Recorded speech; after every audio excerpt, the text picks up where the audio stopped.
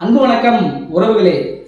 தன்னுடைய பிள்ளைகளை தன் உயிருக்கு நிகராக நினைக்கக்கூடிய தாய்மார்கள் இருக்கும் வரை இந்த பூமி சுழன்று கொண்டே இருக்கட்டும். அப்படியான தாய்மார்களுக்காக அன்னையர் தினத்தை முன்னிட்டு இதோ ஒரு சிறிய கவிதை. தென்னை ஓலையில் மேற்கூரை, கடுக்காய் வெள்ளம் கரைசலில் மண்சுவர், தகரத்தில் கதவு, கருவேலங்குச்சியில் ஜன்னல். அது வாடகை வீடுதான், ஆனாலும் எங்களுக்கு மட்டுமே சொந்தமாய் இருந்தது உன் பேரன்பு. பொத்தான் விழுந்த சீருடையில் பக்குவமாய் ஊக்குமாட்டுவாய்.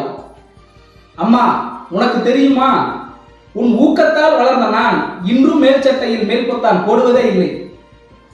கன்னம் பிடித்து தலைவாருவாய், கன்னம் பிடித்து தலைவாருவாய். அத்தனை வறுமையிலும் எங்களிடம் என்ன பிடித்திருந்ததோ எங்களை சிலையாய் செதுக்குவாய். அந்த ஓலை குடிசையில் மின்விசிறிகள் இருந்ததில்லை, அந்த ஓலை குடிசையில் மின்விசிறிகள் இருந்ததில்லை. ஆனாலும் எங்களுக்கு வேர்த்ததே இல்லை. நீதான் முழு நேரமும் எங்களின் விசிறியாகவே இருந்தாயே. வேடிக்கை என்னவென்றால், இன்று குளிர்சாதன பெட்டி மாட்டிய பிறகும் அப்படியே தொடர்கிறாய். இந்த தியாகமும் பெருந்தன்மையும் உறுதியாக நீ இயற்கையிடம் இருந்துதான் பெற்றிருக்க வேண்டும். ஏன் தெரியுமா? அது மட்டும்தான் என்ன செய்தாலும் மனிதர்களை நேசிக்கிறது. அம்மா, நீயும் இந்த உலகத்தில் தான் வாழ்கிறாய். அம்மா, நீயும் இந்த உலகத்தில் தான் வாழ்கிறாய். உன் பேரன்பு கருணையால் எங்களுக்கு உலகமாய் தெரிகிறாய். உன் பேரன்பு கருணையால் எங்களுக்கு உலகமாய் தெரிகிறாய். அம்மா, இருளுமற்ற வெளிச்சமற்ற இந்த உலகத்தில் எல்லாமே பொய்.